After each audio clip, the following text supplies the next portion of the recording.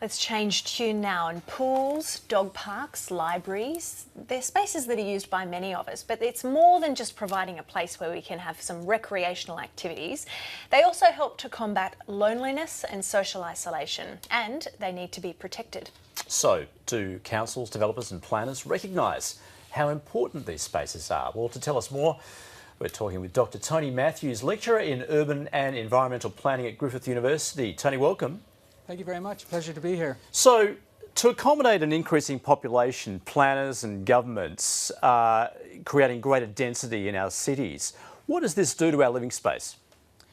Well, it puts a lot more pressure on our living space, and it puts pressure on other spaces as well. So, for example, if we densify our cities and we have more people living in the same space, are we going to make the mistake of forgetting to provide public space where people can enjoy social interactions and can spend time together in some sort of a neutral area and in an engaged way? So if we forget to do that, we design very bad things into the environment. You talk of neutral areas, or what is also known as third spaces. Just explain to us what that is.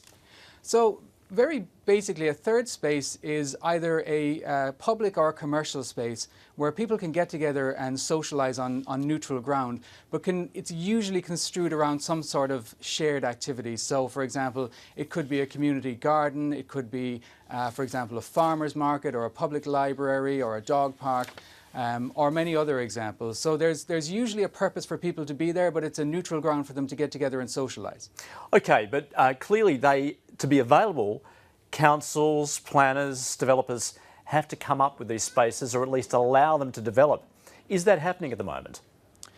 It's happening to some degree. I mean, there's variable success in this area. One thing that councils are doing a lot more of, and have been for the last decade or two, is they're working with property developers to master plan estates. And so when you master plan a housing estate, you allow this space, these third places, to be designed in from the outset. So they're actually delivered at the same time as the rest of the housing stock and infrastructure. But where we have problems is when we allow housing development to go ahead without a great deal of consideration towards shared public space. So we have successes and failures, but councils need to be vigilant to make sure that third spaces are either, or third places I should say, are either provided or protected. So does it need to be mandated? With land use and zoning laws, should these spaces and places be accommodated? That's a really good question. Yes, they should be, is the short answer, because there's more benefit to them than people commonly realise. There's a huge benefit in terms of social capital and social cohesion. You'll get much higher levels of sociability and trust amongst communities. It improves walkability. It's very, very good for people's mental and physical health. These places, if done properly, can really promote all-around well-being and happier communities and happier individuals, and that is a goal of any planner worth their salt. Well, that's right, because that's certainly the downside of big cities. Tall cities where people are living in apartments, many people would say they feel socially isolated. So to get around that and to improve the quality of life, it's all about bringing people together in these shared spaces. Absolutely, Andrew, that's true.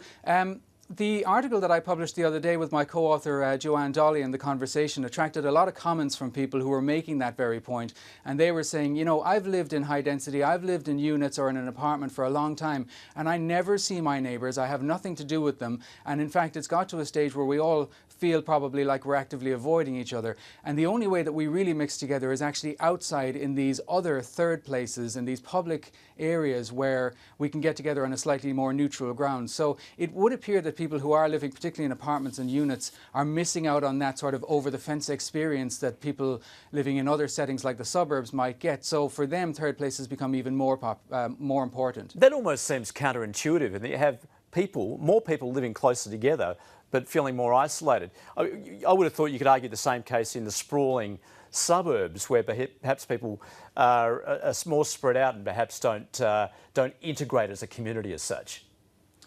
Well, there's variable evidence around that. Certainly one of the problems that occurs in sprawling suburbs is the length of commuting times. And there's a direct correlation between the amount of time that people spend commuting and the amount of time that they spend participating in their community. So that is a concern. If you have people spending long hours every day in the car to and from work from a fringe suburb or an outer ring suburb, then that will certainly erode their time. But if you put people together in a suburban setting where they have gardens and shared fences and children, you will start to see that there's more activity happens at the street level, that the public realm becomes a bit more activated, that people integrate a little bit more freely and easily with each other, as opposed to units and apartments where people don't have that outdoor space and only ever really pass each other in hallways or maybe in lifts. And for that people tend to throw up their defense mechanisms when that happens, and the eyes go down and they don't engage as freely. And that's an unfortunate consequence. Tony, just very quickly, do you have a couple of examples of where this is working well? Oh, there's plenty of good examples. I mean, for example, here in Brisbane, you've got the Gaba Hill Community Garden, which is really great. The farmers markets at West End. You've got the Northey Street Farm.